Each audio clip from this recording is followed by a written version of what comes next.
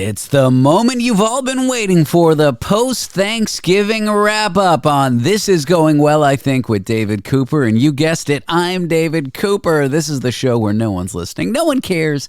The show where every episode's the last episode. So let's jump right into it. Tony Five, who was my guest all the way from England for his first American Thanksgiving, even though I'm not American, is going to join us to tell us how the Thanksgiving was. But that's not all we're going to do on this show. While he was here, he got a fucking tattoo of a paper plane. I joined him in the tattoo shop, and I brought a little handy recorder. So first, an interview with Tony, a Thanksgiving wrap-up, and after that, a live taping of him getting a tattoo a few days ago in New York.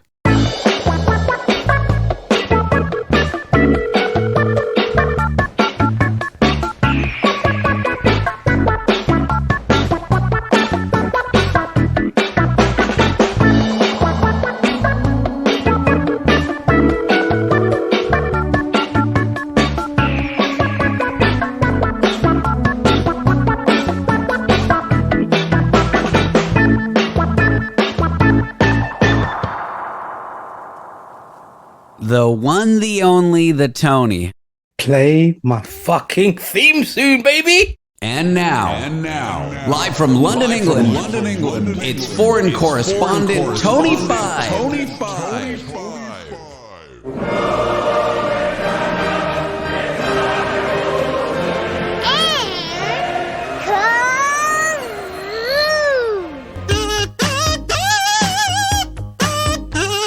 Oh my God, David. This is like the after party. This is like, you know, when you've had sex and you're lying on your back and you're smoking a cigarette in post-coital bliss. This is what it is. I chew Nicorette in post-coital bliss, but yeah, it's the same effect. Wow. I'm looking at your room knowing 24 hours ago I was there naked. What is there to say about Thanksgiving? Did you have a good time? Side note, you now have a tattoo, which we're going to play an audio clip of at the end of the show, of you getting, because we took a recorder for you getting a tattoo. Was it a good recording? No, but it's the recording people are going to get. You have this Thanksgiving forever immortalized in your arm. But how was it? What can we say about it? Was the duck as succulent as sold? Tell me everything. I mean, having experienced the New York subway and urination pretty much everywhere, the duck was a highlight, David. Wow. Was the subway really that bad compared to the UK? Oh, it's a shithole. I've come back to my subway and it's absolutely beautiful. I could eat there, live there. Your subhole is a shit. I mean, I remember you were saying to me, oh, it's not, yours isn't that good. It is. Trust me. No. You bullshit. It is. There's no graffiti hardly anywhere. I mean, none. From my journey to where I was getting on at Heathrow to where I got off at where I parked my car, not one bit of graffiti. I didn't see any sort of special forces rats that you guys have got there, like, you know, commando rats. I like the graffiti. The graffiti gives the subway character. Poverty, yeah, whatever. There was nobody walking up and down the train singing and asking for money. There wasn't anybody urinating in the corner. There wasn't any crazy ladies taking a dump anywhere. It was no. Did you get a chance to ride in a car here where a bunch of kids will bring a stereo, start dancing everywhere, and then collect money? Yeah. Oh, God, yeah, everywhere. Everywhere someone's trying to get money off you. Every single place in New York, somebody is trying to fleece you for money or for something or other. It's unbelievable. I mean, it's an expensive city. People gotta pay the bills. Thanksgiving, are you glad you came? More than you would ever know. Joking aside, it was a fantastic day. I met some of your friends. Should we call them friends? Weirdos, outcasts of society. People I paid to come in off the street. People that you know. One of your friends I thought genuinely was an Uber driver because he didn't say much and then he left about 45 minutes into it. I feel like you're just saying that because he was brown and had an accent. Yeah, I said that as well. That's definitely it. And he didn't give me a ride, so he was a crap Uber driver, to be fair. We had a very husky-voiced clown, stripper clown. Yes, Allegra. Oh, she has a husky voice, does she? Yeah, she was husky voice. For those out there who were waiting for the meeting of the minds, the Frost Nixon or the Tony Shitpussy, I met her as well. She was phenomenal. Yeah. it was a meeting of the minds, and in fact, I got on with her the best. She was amazing. She was good fun. And then a couple of your friends like David and Brendan, and an artist, and another guy who unfortunately had come over for his grandmother's funeral and ended up sitting at Thanksgiving dinner with us. Who's that? David. Oh, yeah. These are your friends, you fucking idiot. No, you already said David, so I thought, and then you mentioned more people, and then I thought you were on to the next. Yeah, I don't know what's sadder, the fact that he was here for his grandmother's funeral or that he was forced to attend this. Yeah, and then we had CX, who was the other black guy that you knew. He was amazing. Yep, I had them all there. Yeah, you had them all there, David. Well, you didn't think I had any other black friends but you, so you must be somewhat impressed. Well, slightly, but he was like your one-man fan club. Anything you said, he was in absolute hysterics. Which would be strange if he wasn't cool, but the fact that he is really cool and then he finds me really funny is scary. Like, what has gone wrong with him? He was brilliant, and he liked me because he kept sort of, every time I said anything, he was laughing. I was thinking to myself, what am I doing to this guy? Is he high? But he was really cool. And then you told me I might have offended him because I said, you're so ghetto. Yeah, I feel like you didn't know amongst black people in the U.S. calling them ghetto is a bit of a pejorative, but more so if white people call them that. Like, I would never call my friend ghetto. I would never use that phrase. Oh, really? In the UK, it's a badge of honor. Well, fair enough, but the fact that you used it, I think he just thought you were strange. You know, he wasn't going to accuse you of being racist. I liked him. Just like no one would accuse me of being anti-Semitic. Why not? You are, though. I know, it's awful. So that was great. And then he brought his, girlfriend there, who was hilarious as well, who slowly got drunk throughout the night and more belligerent. She was brilliant. Yeah, she was great, yeah. And it was...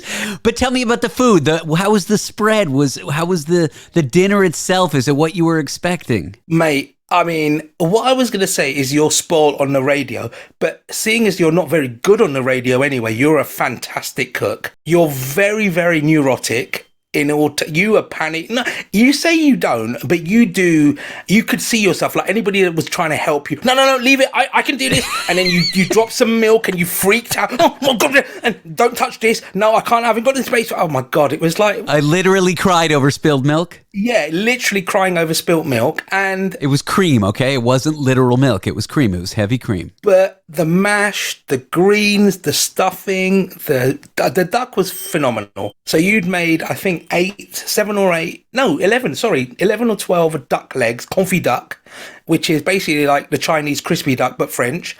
It was amazing. It was cooked to perfection. The meat fell off the bone. It was presented beautifully. David was quite the culinary genius that he was. So if anybody's listening and wants him, he does do bar mitzvahs. What is it? Birthdays, bar mitzvahs, weddings. Bar mitzvahs, weddings, quinceañeras, parties, seances, confirmations. I do it all, yeah. So we might set up the Tony and David catering facility if this radio bullshit doesn't go anywhere. But that was fantastic. And one person that I neglected to mention who made it for me was David's brother, John, Big Daddy Cooper, as I like to call him. Phenomenal character. Richer, more handsome, gayer, David Cooper? Correct. Basically, you're looking at a better built, as in body, way more handsome, richer by his own admission, greyer by somebody else's admission, and properly gayer than David. I know, he doesn't just pretend to be gay like me. He's actually good at it, yeah. He's full on gay. He really does take it, playing hide the sausage. And he was phenomenal. And as all the pilgrims are aware, at the end of every good Thanksgiving meal, you show each other's penis. So David, I thought he was going to behave himself. We'd all sat there, we're all full up with duck and everybody's kind of mellow. Yeah, the dishwasher's running, the wine's flowing, we're just sitting talking, dinner's well over. Yeah, I've helped Miranda clean the table, the cat's wandering around trying to take whatever scraps it can take.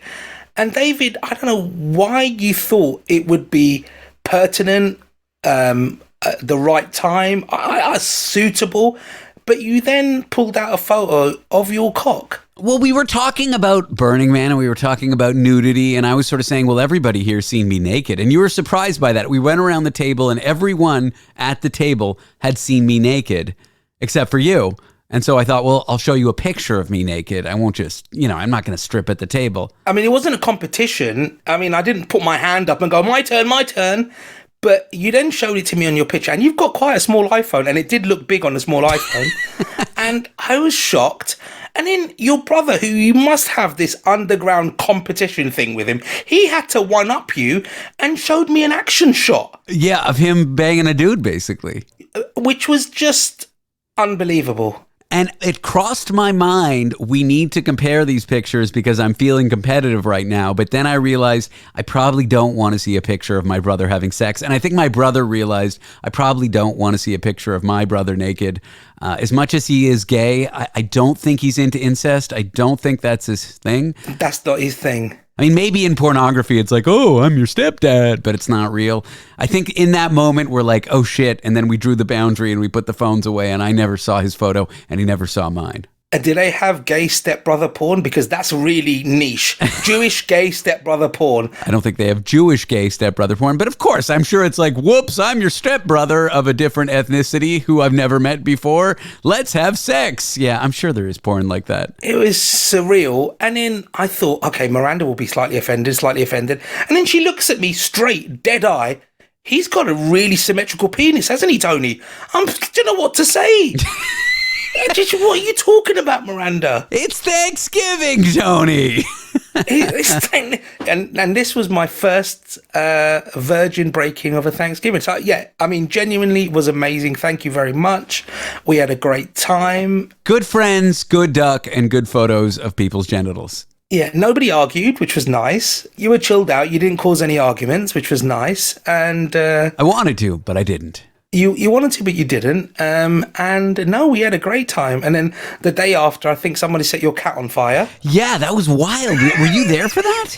No, your brother told me. Oh my God. Yeah, you weren't there. You had left already. We all went upstairs and Miranda lights these long candles, like from the Beauty and the Beast style candles. Well, not quite, only a single candle, but one of those long candles that you put in a candle holder. Yeah. And the cat's on the table because it's his apartment, and he's freaking out, flailing his tail around because he's happy or crazy or saw a mouse or something. And he puts the tail in the fire. And before we all had a chance to process it, my brother swoops in, saves the day, grabs my cat's tail where the flames are starting to get bigger and bigger and bigger really quickly, and just snuffs it with his hand.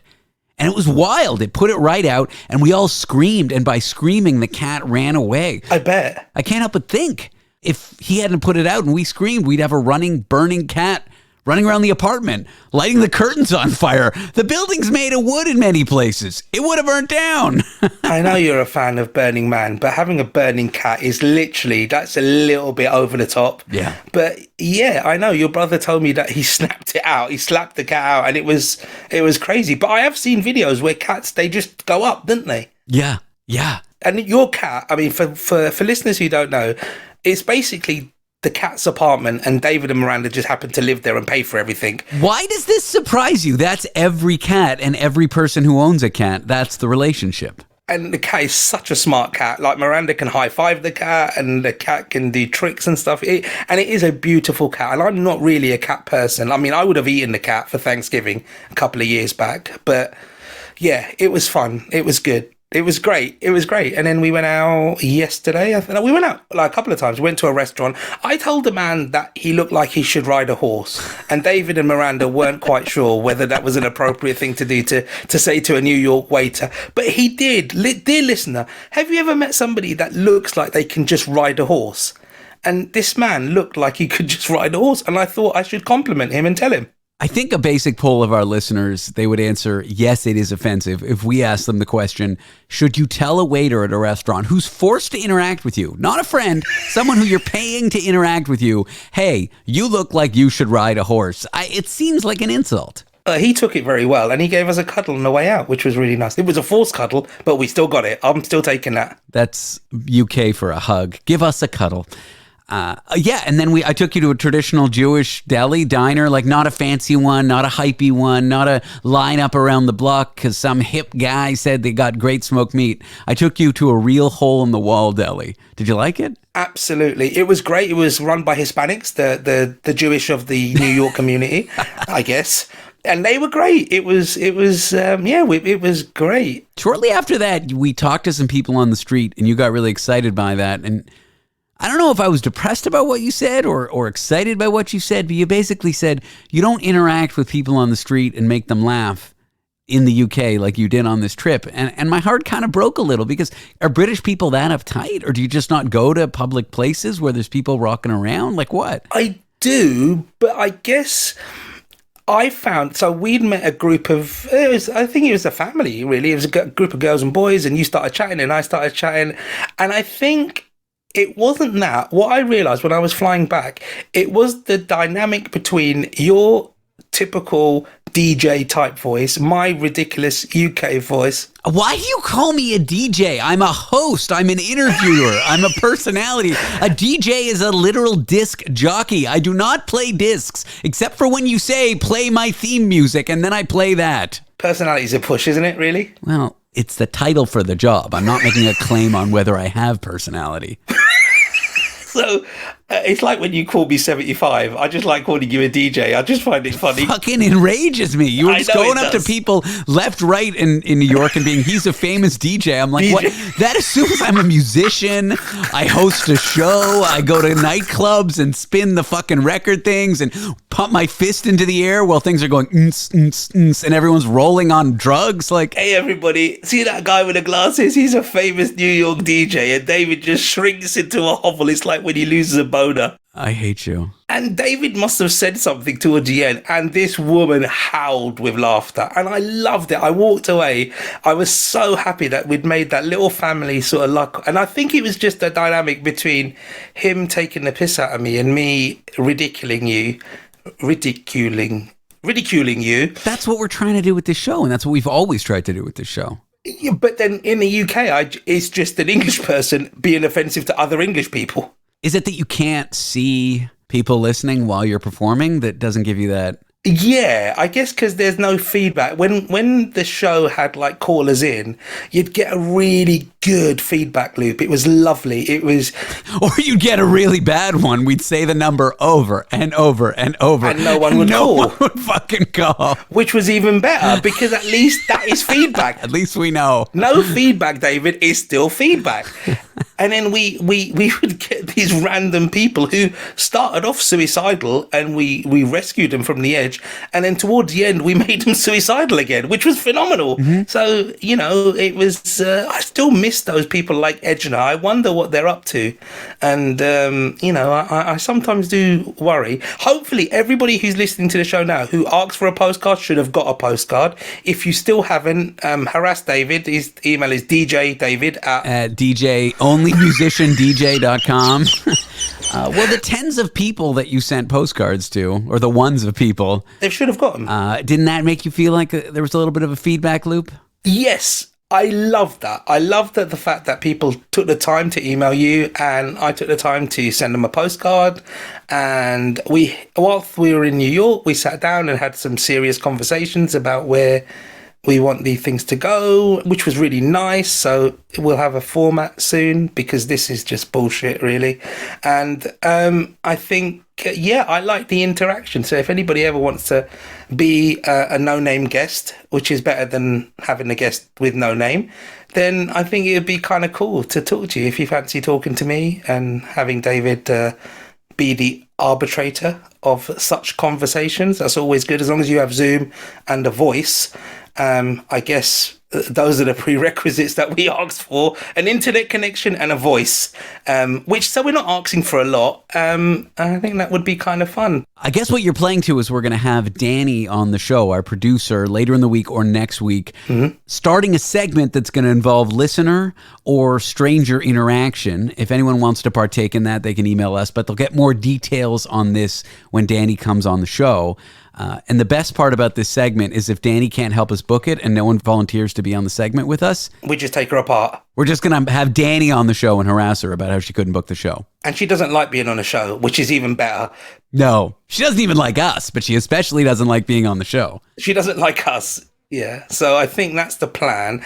And really, to give people a kind of gist, it's going to be like sort of people with like random skills or random hobbies or random, talents, I guess. And I'm hoping that David can try and guess them because he's got a randomy kind of mind. And I will be the judge. So, yeah, I'll be the DJ on that occasion. Right, David? Very good. All right. Well, let's wrap this up with what people are going to hear when we end this taping. Okay. When you and I stop talking, we're going to play live in the tattoo parlor with Tony and David. You got a tattoo while you were here. How did that come about? I was just kind of walking down the street waiting for you to turn up, and I went into this tattoo parlor, and they were like it was like a Groupon type thing, and you know how I love a Groupon, David. I do. I fucking love it. I fucking love a tattoo Groupon, and it was like a cheap tattoo. It would take like half an hour, and they were quite nice. They were kind of single line drawings, and I got a paper aeroplane on my forearm, and there was a really nice guy called John, I believe. Matt? Alex or Alan? I don't know. It'll be on the tape. Adam. Adam, I think. Adam. Yeah. And he was so cool. He said, like, yeah, you can record us as a guy. And I didn't flinch. David kind of twitched a little bit, but he was just talking to us, and there was a dog there. It was a very strange scenario. There was quite a pretty woman opposite me. There was a dog. There was David with a microphone. It was surreal, and we just chatted all the way through it. And one thing, as we were walking back, David, like, from all the silliness and the jokes and the sort of throwaway comment, he sort of put his hand. You put your arm around me, and you said, "I really appreciate you coming." And I was so touched by that. I sort of had I felt like a little tear well up. Oh! And you said, you put your arm around me because we spent a good time together. I'm really touched. You came over. I'm really happy you came over. And I really felt that you meant that. I did.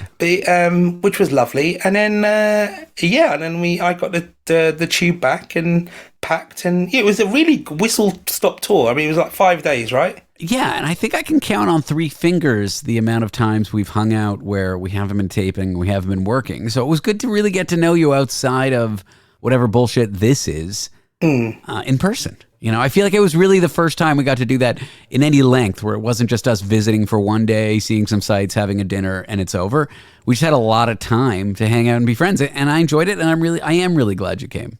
No, it was amazing, and I'll tell you so one of the things that happened over the dinner was this abject bullying that I should go to Burning Man. So what I did was I started looking kind of tentatively at it, but I had an idea, because the guy that picked me up from the airport and the station to bring me home is my cousin, who is hilarious and who is as dark as me. Now, although I may not want to go on my own, if I went with him, I'd be way more inclined to want to go. And he's very strange. He's very funny. He's very strict. So let me give you an idea about Jimmy. Do you know when you take a lie detector test, what's that called? Polygraph? Correct. So he told my mum that one day he was being tested and he was given a mammogram.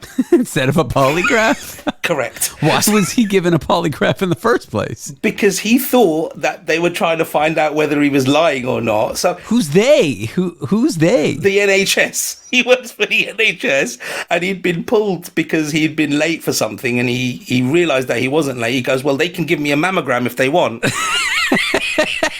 And so my poor mother just didn't have a clue. And he's a lovely guy. He's slightly dim, but he's a lovely guy. And he did, on the way back, I said, "Look, I've got this opportunity that not many people will have to go to this festival thing.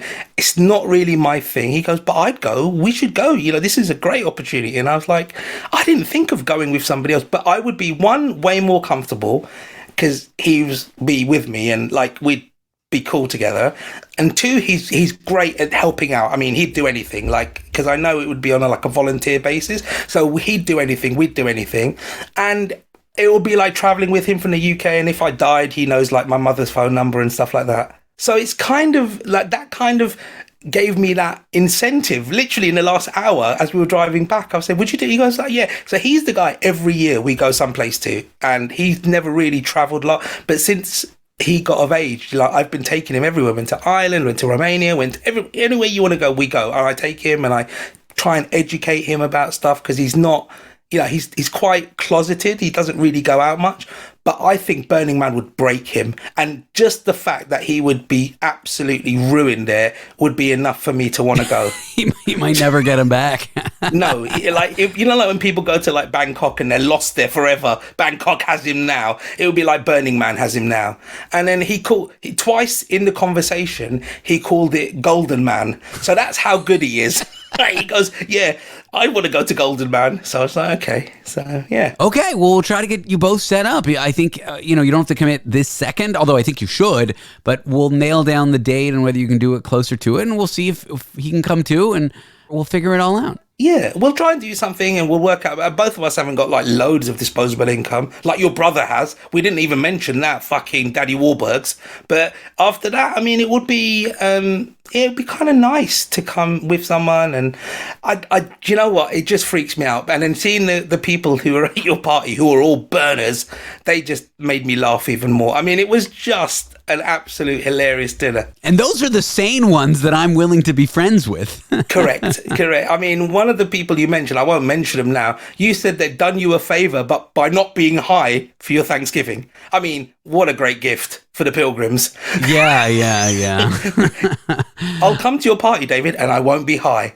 Merry Christmas. All right. Without further ado, I think we should present you being tattooed. Look, not everything we do is good. We experiment. I don't know how good this interview is going to be, but for fuck's sake, we're going to play it. And I think people should like it. That weird moment of time of you and I together in the real world, and you're being tattooed as I record this. Okay, fine. David, it's been a pleasure. Thank you so much for Thanksgiving. Thank you to the pilgrims. Thank you to the duck. Thank you to all your friends. And yeah, I'm back to Blighty now, where the chance of me getting shot or urinated on has gone down significantly lower. All right, we welcome you next year to see photos of my penis again. Thank you, David.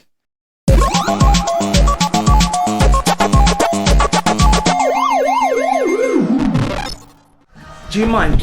He's like a DJ, so he's going to record me getting a tattoo. Yeah, awesome. Oh, if you talk like really New York, you can come on it. I want someone to get... Can you say coffee? I'm not from here. You're not saying it's coffee. He's amazing. You look so bored. What did I say about calling me a DJ? Whatever. It's better than the other stuff I call you, I guess. How are you, David? Good. Yeah, good. It's been Thanksgiving, and I'm now sat in a tattoo parlour in, where are we? Williamsburg, with the lovely tattooist called Adam, who's going to tattoo David's penis on my arm. Yeah. My penis. And unfortunately, Adam he's got like a minimum fee, and he can't even charge the minimum fee for David's member. Oh, because it's so small. Correct, because it is so small. It's going to be a back piece. What are you talking about? Yeah, no room. It's going to be a back piece. So I'm going to get the tattoo of David's penis on my penis. How good is that? And then my penis will be tattooed on the tattoo of your penis on my penis. So that means it's going to be bigger, right? Or, I don't understand. Neither do I. Yeah, okay. It's a mystery. How are you with the pain of these things? Apparently this guy says he doesn't have pain or anything. It's like meant to be really easy. Do I have pain? Is it going to hurt? We're about to find out. Yeah, it's going to hurt. What do you mean? No, it doesn't. What are you talking about? Is it going to hurt? Is it really going to hurt? Is it going to hurt a lot? It's not going to hurt a lot, is it? I have no idea. Let's see. Is it going to hurt? When is he doing it? I think so. Yeah. I mean, it hurts, but it doesn't hurt much. Why the paper plane? I love paper planes. I love paper. And I love planes. Yeah, I actually really like that track, Paper Planes. All I want to do is... Hey, man, it's a Clash sample. It's fantastic. So I can't understand what this guy's saying. He's talking in proper New Yorkese. So when's the last time you've got a coffee, Adam? I had a coffee this morning. Oh, did you? Yeah. What's your name over there, young lady? Chloe. That's Chloe. Go and say hello to Chloe. Oh, no. Chloe, what are you getting, Chloe? They gotta focus. Oh, sorry. No, Chloe doesn't have to focus. Chloe's just getting a... I'm getting a martini glass.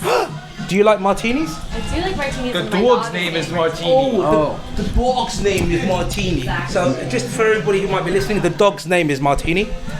That's pretty cool. Oh, wow. I mean, my girlfriend has our cat Tomato on her with a patch of tomatoes under the cat. Okay. So, All right, it's quite painful now. Jesus Christ. yeah, it hurts. Yeah. But not that bad, man. I mean, I'm a baby. When I get inked up, I just cry the whole Do time. you really? Yeah, like I have to warn the artist beforehand that I'm going to be the most annoying It client. doesn't hurt at all, and he's probably like nearly done anyway. To be fair.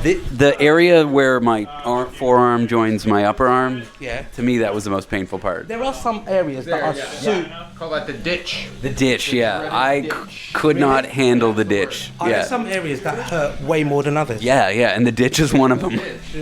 Oh, Martini wants to come and join in. Martini's a dog, by the way. So let's talk about Thanksgiving. So I came over. David made an amazing duck for Thanksgiving, and there were some really strange people there. One was a clown, Stripper clown. stripper clown. One was an artist, and then who else did we have there? Who else was there? So, oh, your brother! Oh my God, David's brother came, and I was. David's brother is like an older, funnier, handsomer, fitter, But older. richer Very much richer. version of him. And in actual fact, I wanted to ditch David for his brother. Is it because he's gay or richer? Both. He's Gitcher. Yeah, he was a. Stop making the artist laugh, Tony. You're going to get like a messed up paper He's plane. gonna get a crumpled plane instead of a paper plane. I'm surprised how brave you are right now. I would be whining. Really? Yeah, I'm a little baby. I've been like stabbed, had a gun pointed at me all over the world, man. This is nothing. Yeah, but gun pointed at you only hurts emotionally. Tattoos hurt physically. I mean, he did poke that. The guy did. It had a bayonet and he stabbed you in the gut. He did poke me with the muzzle. In Where did you have a gun pulled on you? Moscow airport? Moscow air, like in the airport? In the airport. Like in the physical airport. Physically, before you get through immigration. Like where you might get a cab or your luggage or. No. When you get off the plane, you go and get your luggage. Oh, it was like a immigration official who pointed the gun at you. Yeah, with their I don't. What do you call them? The transport. Oh, Like not- customs. TSA. That's the Yeah, like the security. Yeah, but they carry like submachine guns, knives, and guns. Why did they pull a gun on you? What am I doing here? Why was the last place on my passport was South Korea and America and the UK and somewhere else random. So like, why had I gone to all these places and was coming to Moscow to Is work? that the equivalent of going to the U.S. and then having just gone to like North Korea, Libya? Afghanistan, all these. So wait, going to America when you go into Russia is like a place where you shouldn't be Oh my going God, and they yeah. need to question you for. Why have you gone to America? What were you doing in America? How long were you in America for? That's wild. But in Russian. So I didn't understand. All I could Some understand- Cold War shit right there. Yeah, all I could understand was USA. Well, they refused to speak English to you? Yeah, they didn't speak English to me and made me sign these documents that I just hadn't got a clue what I was signing. Luckily, I was in touch with like the UK consulate in Moscow, and I got to call them, and they said, "Yeah, it's fine." Oh, Sorry, wow. I moved there, chap. Yeah, so basically. That's so funny to me that you go to Russia and they treat trips to like America and South Korea as if you were England. in England. Remember, I came from England. I didn't even mention that. No, but like it's the same as going into the U.S. and having just been to North Korea. Well, Afghanistan is the worst. Like, if Yeah. you've gone to any really heavily, like, sort of Pakistan, North Korea, obviously, any of these other places, yeah, you can be really messed up. Like, they can really mess you up there. But so, yeah, anyway, back to Thanksgiving. Yeah. So, we had a great Thanksgiving meal. We didn't give thanks, but at the end of the meal, David and his brother decided to show their penises on their phone. We did show everyone our penises, which to me is a traditional Thanksgiving. I didn't really know whether that's what the pilgrims wanted. It's not what they wanted. It's a tradition here in America. You guys just don't know about it. It was a photo on my phone. It wasn't it wasn't a live showing. It was really weird. So we'd had all the food, right? Yeah. And then all of a sudden his brother goes, "Okay, look at my penis." And then David goes, "Oh, you're the only person here who hasn't seen my penis." And then he just showed it to me for no reason. They don't do that in the UK? No, we don't. And it was, Good. and his girlfriend's going to me, "Oh, Tony, it's so symmetrical." And it's like, I didn't really, and he had like a tape measure next to it. Who does that? Of course, if I'm going to show people a photo, it's got to have a tape measure. Yeah, but if anybody tries that any other day, goes, this isn't Thanksgiving, put that away. Are you done? Is that it? That's the whole tattoo? Yeah. Boom. Wow. Look how good he is. I didn't even feel him do it. I don't mess Do you know what it's like? Miranda said it's like when you have sex with her. Yeah. Well, this was much longer. This is like the elongated version. The Elon Musk version, yeah? Take a look. Have a look at that. Oh, it looks great. What do you think? Looks awesome. Does it look good? Yeah, looks great. Just something, I just literally walking past and the lady said to come in. Why not? Just something different, right? And I'll always remember Adam in New York. That's right. And now all I want to do is it's gonna go through your head. Oh, I really like it. It is a good track, the MIA I track. really like it. All right, I think this wraps it up. Okay, so I haven't died. David nearly passed out from me getting a tattoo, and the dog is absolutely chilled. Martini, you don't care, do you?